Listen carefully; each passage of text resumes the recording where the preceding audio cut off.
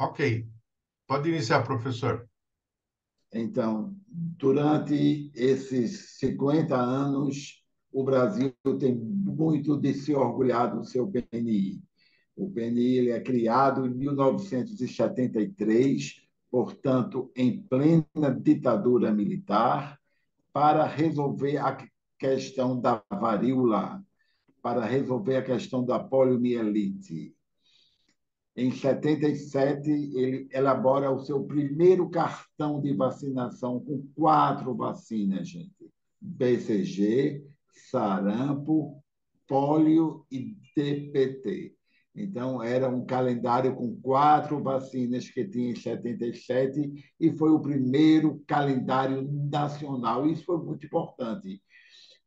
Vocês imaginam que antes disso, cada estado tinha seu calendário próprio de vacinação, cada estado comprava vacinas separado dos demais estados. Este país, que hoje ainda é injusto, ainda é tão diferente de região por região, imagine isso nos anos 70. Então, o PNI veio para dar essa uniformidade. E naquela época a gente tinha doenças infecciosas muito frequentes, difteria, tétano, meningite por hemófilos influenza. Eu fiz residência em 1988, então nós temos um andar lá no IMIP, no hospital que eu fiz residência, que ainda trabalho. Tinha, no quarto andar eram 4 enfermarias só de crianças com meningite. Então, isso fazia que a gente precisava avançar e o programa, o PNI, ele foi avançando progressivamente. Então, dos anos 80 a 1995, a gente tinha elevadas incidências de doenças infecciosas, coberturas ainda baixas e progressivamente, com o trabalho da população, com o trabalho dos profissionais de saúde, a quem a gente sempre rende homenagem, as pessoas que estão lá na ponta, na sala de vacina, são essas pessoas que fazem o PNI. Com esse trabalho diário, a gente foi aumentando a cobertura vacinal. Então, de 95 a 2015, a gente tinha um país que as pessoas falavam: é o país do carnaval, é o país do futebol e o país das vacinas. Eu brinco dizendo que o futebol acabou, as vacinas de 2015 para cá sofreram uma redução e ainda ficou mais ou menos um país do carnaval apenas, infelizmente. Então, mas vamos devagar chegando nisso. Então, por que a cobertura de 2015 para cá ela vem diminuindo, chegando a níveis preocupantes? A gente que tinha coberturas para 90% para a maioria das vacinas, BCG, DTP, pólio, tríplice viral, eram vacinas que a gente tinha uma cobertura muito alta e com isso conseguimos o quê? Controlar poliomielite, não temos caso pelo vírus selvagem no Brasil. Rubéola congênita desapareceu no Brasil. Não estou falando daquela primeira parte de varíola, etc. Meningite por hemófilos influenza tipo B, que era tão comum, que matava tantas crianças. Controlou tudo isso com as vacinas. Progressivamente, ao longo dessa história, o calendário foi incorporando mais e mais vacinas com coberturas elevadas. De 2015 para cá, não é coincidência, um momento político que a gente passou a viver neste país, de desacreditar das vacinas. Isso não tenho a menor dúvida que isso foi importante, associado a uma coisa que a gente chama de os pais que hoje têm 30 anos, eles tomaram vacina, se protegeram de pólio, de sarampo, de meningite, e eles não viram o colega da escola com pólio, o primo com sarampo, o vizinho com catapora, Isso passa para essa geração a falsa impressão que as doenças estão erradicadas, controladas, e que aquela dor da vacina, aquela dor da picadinha, a febre que pode ter pós-vacina, lembrando que vacina igual a qualquer remédio, né? Ela tem eventos adversos, mas eu diria sem assim erro de estar exagerando, que 97% dos eventos adversos das vacinas são leves. É dor local, irritabilidade, um edema, uma vermelhidão no local da picada. Só que esses pais, eles passaram também a hipervalorizar esses eventos adversos, junto com o governo que também induzia a essa coisa de não valorizar o sistema básico de saúde, não valorizar a rede de atenção básica, e aí contribui ainda a outras coisas. Hoje a mãe trabalha, o pai trabalha, os dois expedientes. O posto abre de manhã, geralmente fecha às 4 horas da tarde. Essa mãe tem medo de perder emprego, gente, que emprego não está fácil. Então, ela deixa de ter a oportunidade de vacinar também. Então, a OMS ela fala em 3 Cs para explicar a baixa cobertura, a hesitação. Confiança nas vacinas, o primeiro C. C de confiança. As pessoas perderam a confiança. É tanto que há 5 anos atrás, acho menos, antes da Covid, ninguém sabia qual a plataforma, qual o país, de onde veio esta vacina. Se estava no PNI, se tinha passado pela aprovação da Anvisa, não restava dúvida que era um produto seguro. Quando a gente começa com fake news, com os grupos de Zap disseminando informação, que a gente acha que aquilo é a tia do Zap que está passando. Mas isso é tão repetitivo que vai diminuindo o primeiro C, que é a confiança nas vacinas.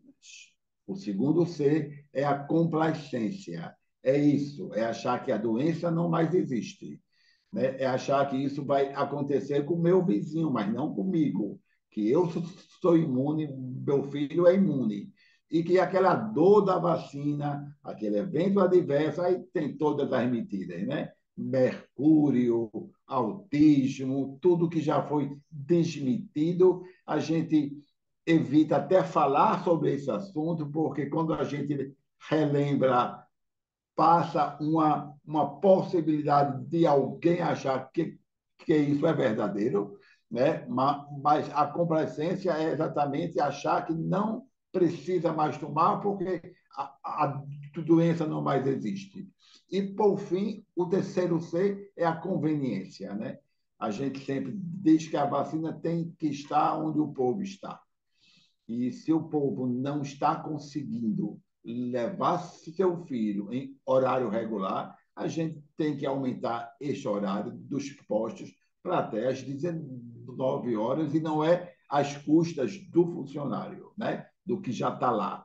A gente tem que ampliar o corpo de funcionário para que o posto abra de 7 às 19 horas, que abra aos sábados, que vá para a rua, que vá para parque, que vá para a escola. Hoje, eu estou absolutamente convencido que a vacinação em escola é uma estratégia muito importante para a gente rever essas taxas tão baixas de cobertura. Com você, Portela, pergunte mais algum outro tema para a gente ir falando. Está sem som, amigo. Está sem som. Obrigado, então, por essa primeira fala, falando um pouquinho do PNI, da importância, do porquê da hesitação vacinal e talvez e falando também dessas possíveis causas, né? Gostei muito desses 3 Cs aí, Depois é bom até anotar esses 3 Cs, porque eles são importantes, me parece, para a gente entender um pouquinho o que acontece em relação a isso. Agora, o senhor já entrou um pouquinho respondendo assim, o que fazer, quer dizer, o senhor falou um pouquinho de que, além de ampliar o horário de vacinação, né? Mas fazer também locais onde o povo facilmente possa estar, lugares abertos, parques, enfim, essas coisas assim. E, e o senhor já deu um pouquinho dessa ideia. Tem mais alguma coisa nesse sentido que poderia ser implementada pelas autoridades de saúde em cada lugar? Eu ressalto que, desse último governo, agora, nesses últimos meses, o PNI está retornando à sua vibração, né? Com a figura do Zé Gotinha, apesar da gente, no próximo ano, não ter mais a VOP, a vacina oral da polio, mas resgatou a imagem que o povo tinha, a imagem simpática, alegre, convidativa do Zé Gotinha.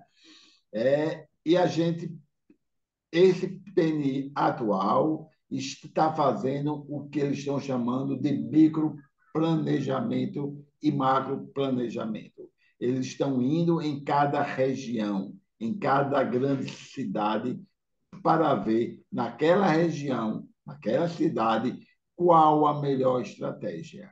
Este é um país muito grande, muito desigual de necessidades. Então, uma estratégia pode ser vitoriosa em uma região e não ter o mesmo impacto em outra.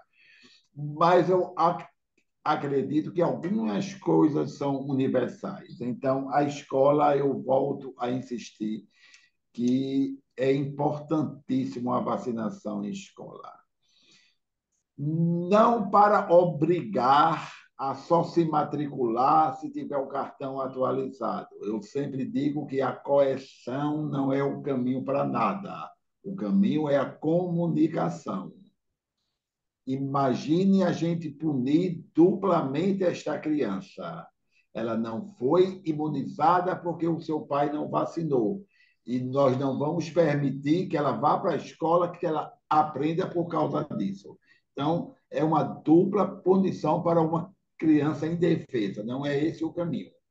O caminho é entender e perguntar a esta família: por que é que você está com medo de vacinar seu filho? A gente tem que ter essa escuta diferenciada, tem que deixar ele falar, por que ele está com receio, quais são os seus medos. E aí sim a gente tem espaço para ir diminuindo essas preocupações infundadas sobre a segurança das vacinas e sobre a importância da vacina e sobre os eventos adversos. Né? Então, essa é uma coisa importante. Eu acho que, independente da região, a discussão da vacinação em escola, e eu vi com muita tristeza que São Paulo não quer imunizar as crianças em escola. Não entendo qual os motivos alegados para isso. Que esse é um caminho que aqui em Pernambuco, pelo menos, a gente vai defender que seja instalado o mais rápido possível a vacinação escolar. Então, a vacinação extramuros, que a gente chama, parque, mercado público, praia. Então, a gente tem uma missão. Se estamos com uma cobertura hoje de 60%, que a gente sabe que isso é uma porta aberta para retorno de doenças que estavam erradicadas, como sarampo, gente. Poliomielite não é culpa da Venezuela, não é culpa da região norte que faz fronteira com o Peru. Se a gente tivesse uma cobertura alta, poderia vir imigrantes e não causaria nenhum dano. Então, não é para culpar os venezuelanos por surtos de sarampo. A gente tem que se culpar a gente mesmo. não fizemos o dever de casa, não vacinamos adequadamente. E agora vamos atrás disso, e aí são várias possibilidades que existem, Portela. Obrigado, professor. E tem uma coisa que o senhor, a gente conversou, que eu acho importante também que seja colocado assim, é, além dessa hesitação vacinal que o senhor fez menção assim, tem o problema da infodemia, né? Que é esse monte de informações, essa pandemia ou endemia de informações que está em todo lugar e nem sempre são é, informações consistentes, que tenham veracidade. Isso ainda gera mais problema nisso. Então, como é que a gente poderia também combater isso que o pessoal chama de infodemia, professor? Então, essa é uma questão que hoje preocupa muito, porque eles são organizados. A gente está aqui tentando defender o SUS, falando certo, baseado em evidência. Não pensem que as pessoas que lutam contra as vacinas, que fazem isso uma misinformation, ou seja, eles querem mesmo propagar a mentira relacionada à vacina. Eles têm uma indústria por trás disso, né? Quando eu digo que a ozonioterapia vai retirar a vacina Covid do seu corpo que você tomou. E se eu fizer uma ozonioterapia, eu retiro isso. Eu quero que se use ozonioterapia para se retirar a vacina. Então, eles são organizados para defender essas liberdades sobre as vacinas. Então, a gente tem que trabalhar uma coisa que é educação, que é esclarecimento, que é resistindo, que é confiar na nossa rede de assistência básica. Eu, apesar de acreditar que naquela época da pandemia era fundamental ter feito drive-thru para poder vacinar de forma rápida de Covid, a retirada da responsabilidade da vacinação da rede básica, isso também deu um certo prejuízo. A vacinação ainda deve ser prioridade da rede básica de saúde. É no posto de saúde, é na UBS que deve estar o trabalho da vacinação. Conhece a comunidade, conhece as crianças que não foram imunizadas, pode ter acesso aí para a casa da pessoa. Em Recife, a gente teve uma experiência muito boa de vacinar em drive-thru, em shopping, supermercado, em parque, mas se percebeu que tinha uma população que não tinha acesso a celular para marcar a vacina, que não tinha passagem para chegar no drive-thru e que a gente precisava ir lá. A gente precisava ir em casa para vacinar esta pessoa que tinha alguma dificuldade para vir tomar vacina.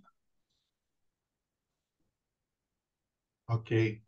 Obrigado, professor. Parece-me que o Jorge Cury é médico também, e ele gostaria de fazer uma pergunta. Fala, Jorge. Boa noite, Portela. Boa noite a todos. Muito obrigado, Eduardo, pela sua convicção e sua transmissão aí desses conhecimentos importantes. Nós temos visto, infelizmente, e já está circulando isso, realmente parece que voltou a aumentar um pouco a incidência de Covid, inclusive de internação, inclusive em pacientes vacinados, né? Eu não sei se você comentou, eu perdi o comecinho, Ainda se você... não, ainda Tá. não. Entendi. Então, causa uma certa preocupação isso, né? Eu, 2 dias Perfeito. atrás, inclusive, precisei novamente, depois de um bom tempo, precisar entubar um paciente por esse motivo. Paciente já vacinado, né? Então, como é que você está vendo esse quadro? Quais que são as prudências que a gente precisa tomar? Embora também eu reconheça isso que o Portela acabou de referir, você confirmando, né? Do negacionismo que continua forte, né?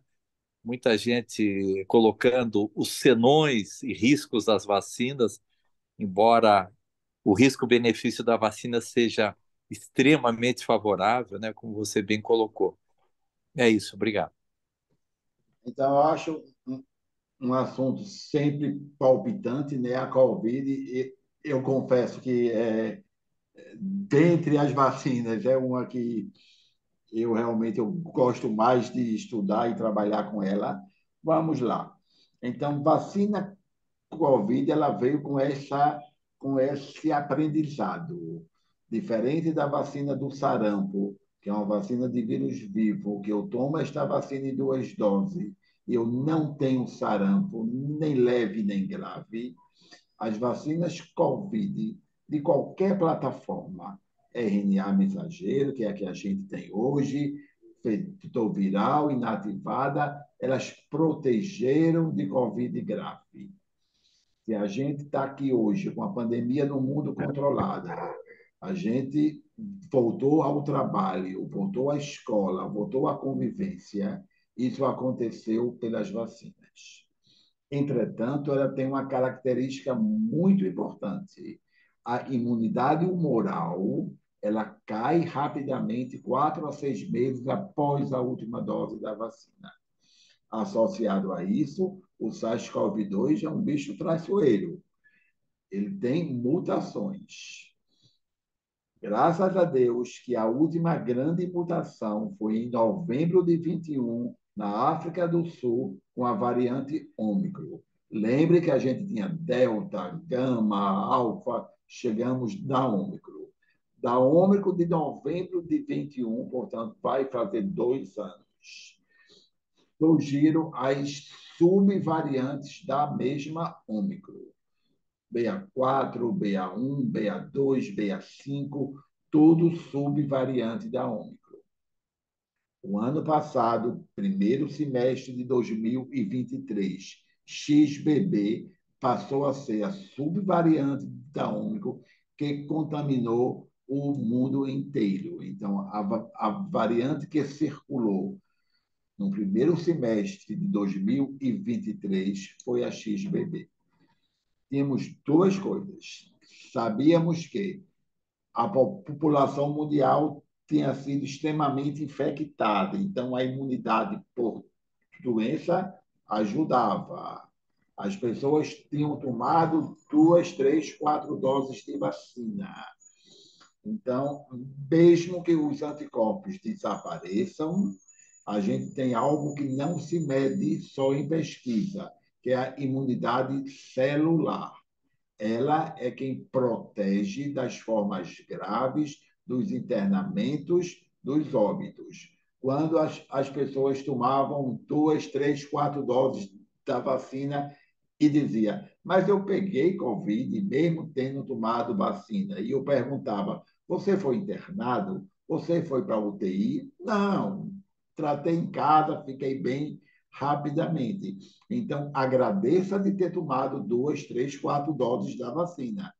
Por isso que você teve e não precisou ser internado, e não morreu, e está aqui conversando comigo. Surge recentemente, de agosto para cá, 2 novas variantes. A EG.5, que estão chamando ela de Eris, eu não gosto desses apelidos, EG.5, e uma outra, BA286, que deriva da BA2 da Ômicron. Que características têm essas novas 2 subvariantes da Ômicron? É X, é G.5, BA286. É a grande mutação que aconteceu na proteína spike, aquela tão famosa da chave fechadura onde entra o anticorpo protetor. Eu diria até que a BA286 era para ser chamada de SARS-CoV-3, de tão diferente que ela é. Nós temos hoje, 27 de setembro, em uso dos Estados Unidos e da Europa, uma nova vacina monovalente com a variante XBB. Então, por que eu estou falando isso com muita calma para a gente ir entendendo progressivamente? Então, era a variante que circulou no primeiro semestre, a XBB, e foi atualizada uma nova vacina XBB monovalente. Aí vocês podem me perguntar: oi, não era bivalente? Sim, inicialmente era preciso ter a variante original de Wuhan, de 2019, e mais a Ômicron. Hoje, a original não mais circula em lugar nenhum do mundo. Não tem lógica de ter mais uma nova vacina bivalente com uma variante antiga que não circula mais. O importante é que tenha a variante Ômicron, que tem na bivalente atual, certo? E que tem na atualizada XBB. É essa que começou a ser feita tanto da Europa como dos Estados Unidos. Aí a pergunta é ser feita em quem? Em toda a população ou em grupo de risco? Estados Unidos é um país, por incrível que pareça, desigual, que também tem muita fake news e tem muito dinheiro. Eles optaram por revacinar todas as pessoas com a variante XBB, ou seja, com a Ômicron atualizada, estão indicando que as pessoas que tenham 2, 3, 4 doses de uma vacina mono ou bivalente tome uma variante atualizada, a XBB. OMS, com toda a parcimônia, orienta que os países dividam os grupos em alto risco, médio risco e baixo risco e vejam as suas pernas para comprar vacina e para continuar a imunizar de meningite, de sarampo, de polio, de BCG e de Covid. Se você tiver recursos e gente para continuar recuperando o calendário vacinal que está com tão baixa cobertura, recurso para comprar a vacina atualizada para todas as pessoas, você opte por isso. Se não, a melhor opção é vacinar as pessoas de alto risco. Isso também é a opinião de alguns países europeus, como a Inglaterra. Aí tem fake news que eu recebo aqui no celular o dia inteiro. Inglaterra não vai vacinar a população. Uma grande mentira. A Inglaterra já anunciou o seu plano de vacinação com a vacina atualizada. Para quem? Todos os idosos acima de 65 anos, todos os idosos em asilos, todas as pessoas com comorbidade, todos os profissionais de saúde, todas as grávidas. Então, a opção da Inglaterra foi por imunizar as pessoas de maior risco para a Covid grave. Não há dúvida que, mesmo que você tenha 4 doses de vacina, se você for grupo de risco com uma variante nova, tanto a XBB, mas essas duas últimas desse último mês, a EG.5, a BA286, não resta dúvida que você estará com certo risco de adoecer e de ser entubado e de ser internado. Os casos aumentaram e não é verdade esse número que a gente está vendo de aumento. Por que não é verdade, eu digo isso? Porque a gente deixou de testar. Antigamente, toda febre, toda tosse, coriza, dor de garganta, a gente ia fazer o teste para saber se era Covid ou não. E este país e o mundo inteiro deixou de testar. Então, está passando casos que a gente não está sabendo se é Covid e se não é Covid. Vacina bivalente é a que temos hoje no Brasil em quantidade suficiente, que tem a cepa original, ainda que não precisa, mas que tem a variante Ômicron que precisa. Esta vacina, que não é atualizada, bivalente, é Ômicron, mas não é XBB, não é EG5, ela ainda funciona para XBB. A boa notícia é que sim, como ela é Ômicron, igual a todas essas subvariantes, a proteção para as formas graves diminuiu, não é como era para BA2, BA4 e BA5, mas persiste em pelo menos 50%. Aí você vai me dizer, é pouco. Será que é pouco, gente? A gente reduzir 50% de internamento hospitalar, do risco de morrer, isso é pouco? Eu acho isso muito bom ainda. Enquanto isso, o Ministério está resolvendo quando e para quem será comprada a vacina atualizada XBB, que vai acontecer. Então, essa é mais ou menos a atualização sobre Covid. Obrigado, professor Eduardo. Jaime, o Jaime levantou a mão. Jaime quer fazer uma pergunta? Boa noite, professor. Boa noite a todos e todas. Eu queria retomar a sua primeira fala, não especificamente da Covid, mas eu acho que você citou um aspecto muito importante aí da confiança, quando falou da cobertura vacinal, que essa geração de 30, 40, talvez até 50 anos não conviveu. Eu tenho quase 60 e vi na minha infância pessoas que tinham problemas decorrentes da poliomielite, por exemplo. Mas os senhores estão muito bem que tem aí um gap geracional, talvez de 30, 40 anos, de Aham. pessoas que não viram resultado prático, não conheceram ninguém, não viram ninguém morrer, ninguém ficar com problemas, com sequelas. O senhor acha que não valeria uma campanha publicitária assim mais forte, pesada do governo, do Ministério da Saúde, assim como se fez com o cigarro, por exemplo, né? Campanha assim, até com um certo nível de choque, né? No cigarro impresso, se mostrava na televisão, né? As consequências e que se tentasse mostrar também com depoimentos, e ainda existem muitas pessoas né, Sequeladas. que sequeladas que pudessem dar, sim, eu não sei se é um, porque eu fico sempre preocupado com essa, se uma comunicação assim não poderia ajudar.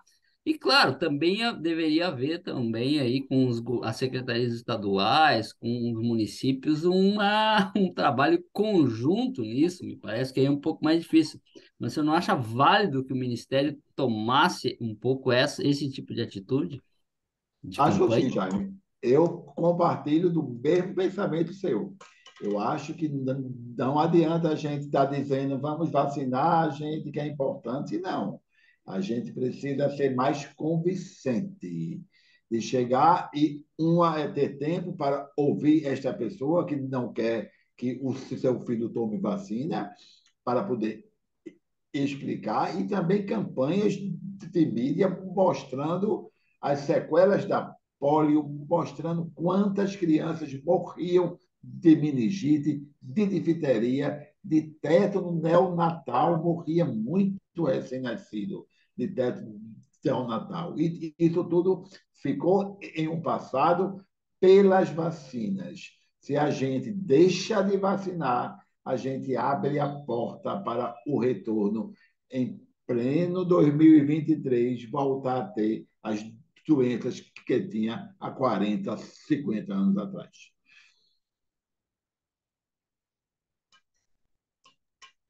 Obrigado, professor. Obrigado, Jaime.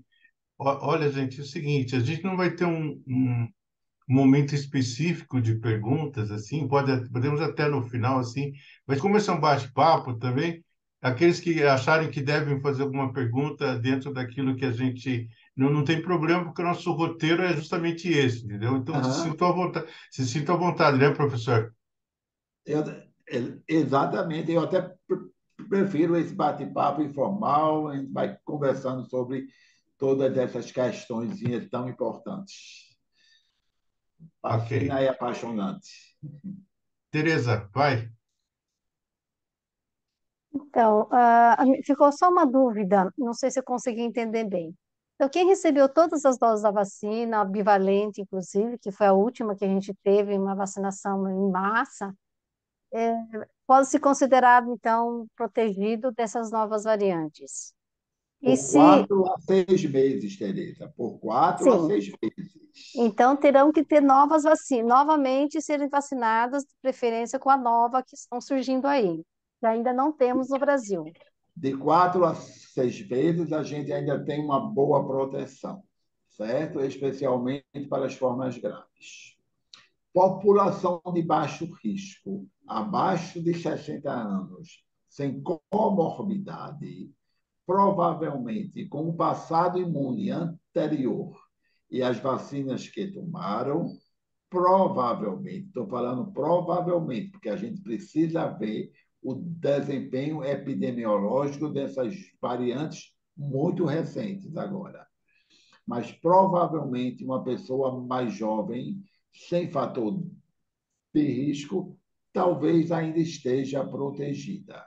Diferente das pessoas de mais de 60 anos, das pessoas com comorbidade, que eu não tenho a menor dúvida, precisará tomar sim uma vacina atualizada, como se faz anualmente para a gripe. E ninguém reclama e ninguém se assusta, e toma todo ano. Né? Então, a gente vai ter que se acostumar com mais uma vacina, mais um vírus respiratório que veio para ficar. Esse não vai desaparecer, gente. Vai continuar ele, mais influenza, mais rinovírus, mais adenovírus, mais sincicial respiratório. Esse SARS-CoV é o mais outro vírus respiratório, que em algumas pessoas de maior risco fará quadros graves, mesmo vacinadas. Por isso que essas pessoas precisarão tomar uma vacina atualizada quando o Brasil comprar, quando chegar a vacina XBB. Mas enquanto não chega, é conveniente tomar, então, essa bivalente, porque também a cobertura da bivalente não é que foi tão exitosa, né? Muitas Eita, que pessoas pergunta, desanimaram de ficar tomando tantas vacinas. eita, que pergunta importante. Menos de 40% das pessoas que eram para tomar bivalente tomaram. Menos de 40%. Estamos patinando em 38% e, pasmem, jogando fora a vacina todo dia que estão se vencendo. Então, é um esforço para ter a vacina bivalente. Eu estou afirmando, sem medo de estar exagerando, que a vacina Ômicron, que tem na bivalente, ainda protege das formas graves, mesmo da XBB. Não protege tão bem como era se fosse BA4, BA5, que é a que ela é feita, mas protege no mínimo 50% das formas graves. Não deixem de se vacinar, tomem a bivalente, até que a gente tenha a nova vacina aqui também no Brasil. Obrigada, professor. Obrigado, Tereza. Agora, Érica, por favor. A minha fala, vou voltar um pouquinho onde o professor ele tocou um pouco sobre o assunto da abrangência que está as vacinas, a queda de vacina. Um pouco da minha experiência, sou bem novata, provavelmente deve ter alguém aí com muito mais experiência do que eu em sala de vacina. Eu vejo no período em que, desde que eu entrei a primeira vez para hoje, a queda realmente das vacinas, principalmente dessa que é a tetraviral, né? Que é a tríplice mais a varicela, que a gente faz com 1 ano e 3 meses. As mães, eu já cheguei a perguntar o porquê, e muitas mãezinhas não vêm, que a gente faz aqui no nosso município, a gente pelo menos tem a vacina em casa e a unidade que é aberta até mais tarde. A gente vai até às 21 horas, temos algumas unidades que vai até 21 horas da noite. De Ótima segunda. notícia. Hã? Ótima notícia saber disso. Vitória de Santo Antão, nós temos algumas unidades, não estou bem lembrada da quantidade de unidades, mas acho que umas 3 a 4 unidades que estão Já é abertas. suficiente. Está aberta o dia todo, de 8 da manhã até as 21 horas. Temos o carro que sai todos os dias, que é o famosinho carro da vacina, e é de porta a porta, todos os dias tem uma tabela de bairro ou de cidade ou de sítios que a gente tenta chegar porta a porta, mas a gente está vendo que no início da vacina do Covid, a gente, quando chegava com a vacina para apresentar, a gente tinha uma grande demanda, que a gente não conseguia, tinha dias mesmo a gente não conseguia. E hoje, o carro da vacina tem vez de sair com 300 doses de vacina, voltar com 150. Não consegue mais bater. Aí a credibilidade realmente da vacina que a gente vê. Tem gente que diz, eu tomei a vacina, mas eu tive. As reações foram pior do que as reações que eu peguei o Covid. Aí a gente está vendo aí o nosso foco mesmo, a gente tenta bater, bate na porta, vai lá, bate, mas a gente às vezes está levando aí na cara com essa, sempre essa. E mais essa, se sair outra, eu não tomo mais. Só tomei até a terceira, só tomei até a segunda e não tomo mais. Até as unidades aqui do município, todas elas têm acesso à vacina do Covid todos os dias. Temos nas unidades. A gente chegou tempo de conseguir abrir todos os dias. Hoje a gente marca um dia na semana e não estamos mais conseguindo abrir. Estamos focando locais específicos para aquelas pessoas que realmente vão procurar. Mas a gente não consegue mais fazer como estávamos antes. Infelizmente, é isso mesmo. As pessoas têm a sensação que a Covid acabou, que a vacina vai dar febre, vai dar astenia, que isso é mais importante do que a proteção, e por isso que esse trabalho de educação é tão relevante. Tem uma pergunta aqui de Laís e de Elinaldo. Elinaldo pergunta se ficará uma dose anual da Covid para grupo de risco. Eu acredito que sim, que ficará mesmo uma dose anual de uma vacina atualizada sempre. E Laís está perguntando quando teremos vacina atualizadas no Brasil, e a gente espera que até janeiro de 2024 a gente tenha também aqui no Brasil a vacina Ômicron XBB monovalente para a população.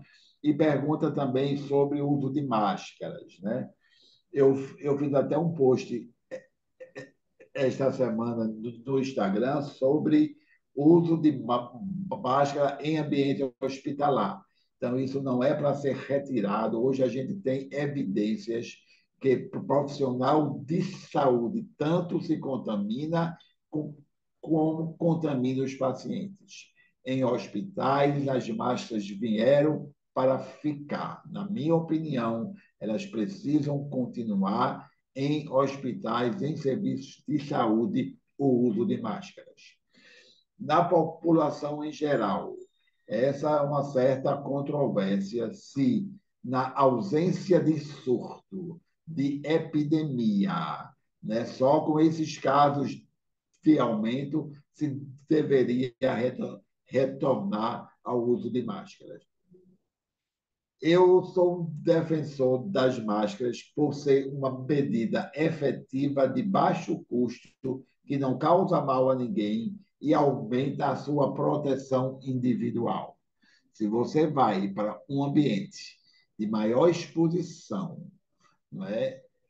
Se você tem uma comorbidade, tem um fator de risco, a sua proteção individual está acima do incômodo de estar com uma máscara no seu rosto. Eu acho que vale a pena.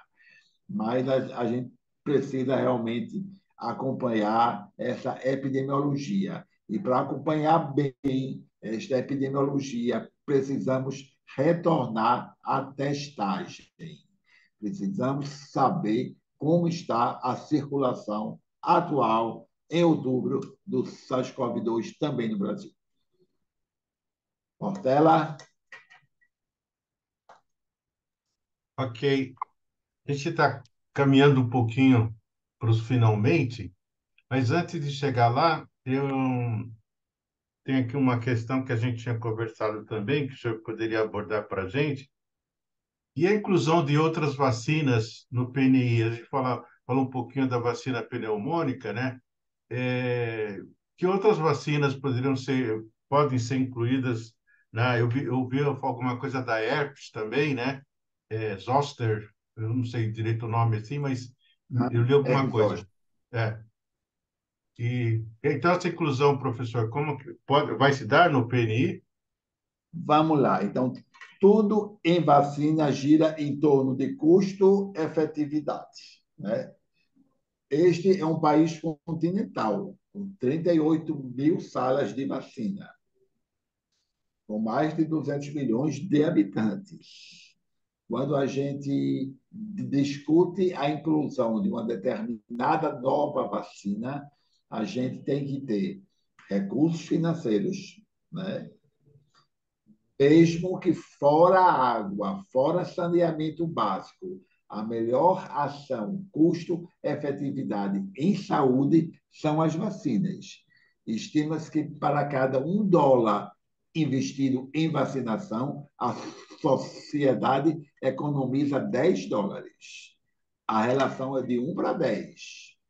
Mesmo assim, nós temos que ter recursos para a inclusão de uma nova vacina. E qual seria ela? Seria a substituição da pneumo 10 pela pneumo 13 na infância. É uma coisa que se discute. Eu sou simpático a essa ideia, pela importância que tem os sorotipos de pneumococo não contido mais na pneumo 10. Uma outra possibilidade, a substituição da vacina meningo C pela a meningo ACWY em todo o calendário da primeira infância. Outra possibilidade, a implementação da vacina de meningo B, é uma vacina cara, né, que precisa de estudos nacionais de efetividade e custo, mas eu acho que a vacina aponta para começar a se discutir a vacina da dengue. Nós estamos em um período de acalmia de dengue, né? 2021, 2022, 2023, especialmente, estamos com poucos casos de dengue nestes últimos 2 anos. Isso não é garantia que continuaremos assim. A dengue ela passa por esses ciclos mesmo. Anos com baixa circulação, depois sobe e aumenta com alta letalidade. Então, é uma outra vacina que precisamos colocar em pauta a introdução da vacina da dengue, da vacina de meningo ACWY como substituição da meningo C, da pneumo 13 substituindo a pneumo 10.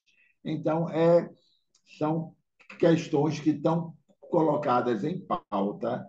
Eu reforço aqui que essa administração do PNI, a direção atual, é extremamente sensível a essas questões.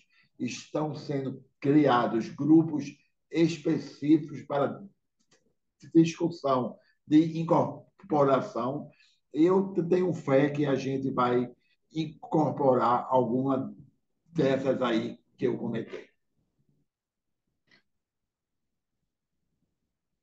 Muito bom. Obrigado. Mas tinha a Rafisa tinha levantado a mão, ou ela saiu, ela está indo na sala, acho que ela saiu.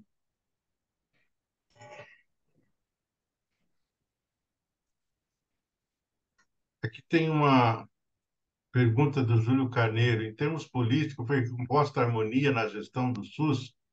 Ou seja, o Ministério da Saúde e as secretarias estaduais e municipais estão dialogando e tentando juntas salvar o PNI, por exemplo? Especificamente para a questão do PNI, eu respondo com tranquilidade que sim, que sim. É tanto que o PNI está viajando esse Brasil inteiro para discussões em cada estado, qual a melhor estratégia em cada estado, em cada cidade grande, para retornar às coberturas elevadas. No PNI, sim. Ok. Agora parece que a Rafisa voltou, então vou. Rafisa, você pode fazer a sua intervenção, por favor? Está me ouvindo?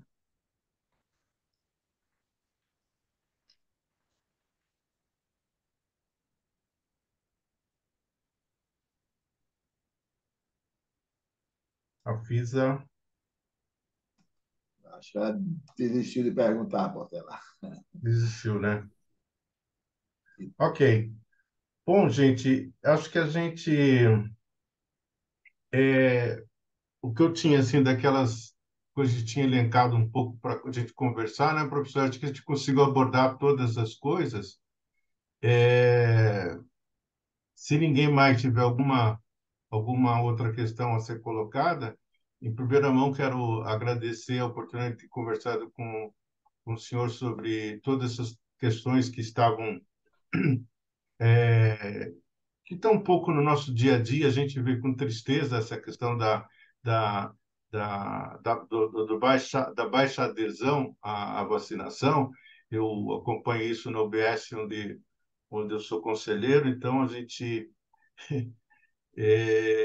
as pessoas lá sentem saudade do tempo que não tinha tempo, quase era só Ah, atender vacinação. Agora, atualmente, o mais triste, né, dessas coisas é que ainda a gente consegue perder vacinas por causa disso aí, né? Então, quer dizer, uma coisa que custou dinheiro, né? E que agora a gente não consegue fazer com que isso continue.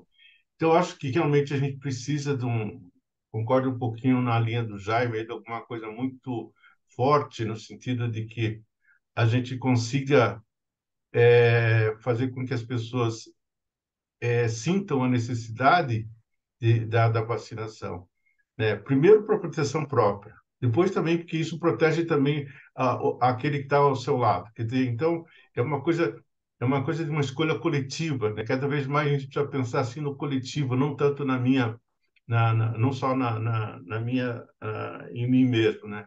Então, acho que isso é um grande desafio. Antes, eu vou deixar, antes de continuar aqui um pouquinho, vou deixar a Laís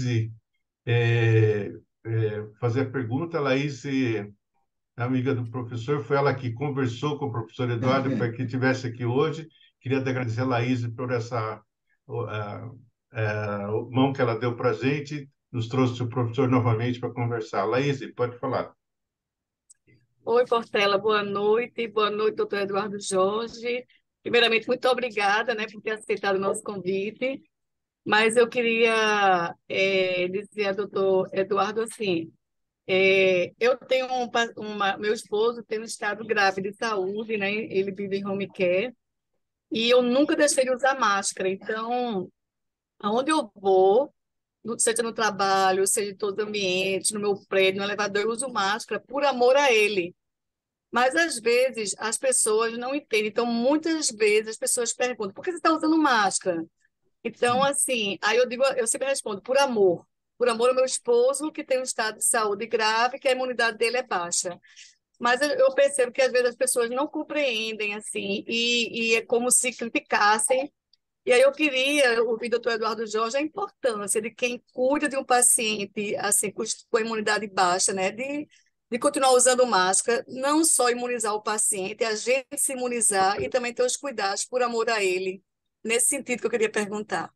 E obrigada a perfeito, todos. Laís. Perfeito, Laís. Então, como você disse, esse é um ato de amor, é um ato de respeito com o seu companheiro, né? Se o contactante domiciliar. É uma pessoa que tem um risco, eu tenho que me proteger para proteger ele. E eu me protejo me vacinando, usando máscara, lavar as mãos, que as pessoas aprenderam e desaprenderam rapidinho, gente. Desaprenderam rapidinho a lavar a mão, certo? E usar álcool também, que usava o dia inteiro, às vezes até exageradamente, mas rapidinho desaprenderam. Nós precisamos entender que o uso de máscara, lavagem de mãos com rotina, são medidas efetivas que protegem as pessoas de maior risco de vírus e bactérias respiratórias. Ok? Obrigado, professor. Eu Obrigada. deixo. Obrigado, Boa Laís. noite, Você, boa noite a você, todos. se quiser, professor, pode fazer as suas considerações finais e a gente vai encerrando por aqui. Então, agradeço mais uma vez a oportunidade de a gente conversar, de trocar experiência, de ouvir o outro, de lutar por um SUS forte, por um SUS com toda a sua complexidade desse país, mas que a gente continua a se orgulhando de ter este SUS que garante a universalidade. A vacina Covid ela trouxe isso, né? Então, o rico que tem um plano de saúde, do qual eu me incluo, que eu tenho um plano de saúde, não foi num plano de saúde, não foi da clínica privada que ele tomou a vacina de Covid. Ele tomou no SUS Forte. E a gente termina com esse abraço no coração em todos vocês. Boa noite a todos. Obrigado, professor. Obrigado por esse momento. Obrigado também a todas as pessoas que estiveram presentes com a gente. Essa aula foi gravada e a gente vai